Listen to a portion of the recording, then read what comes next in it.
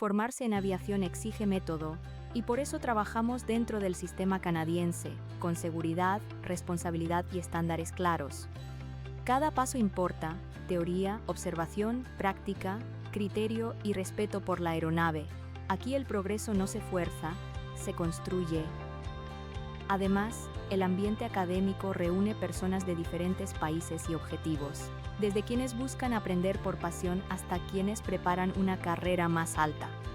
Volar bien también significa pensar bien, comunicar bien y proyectar una trayectoria seria, internacional y confiable.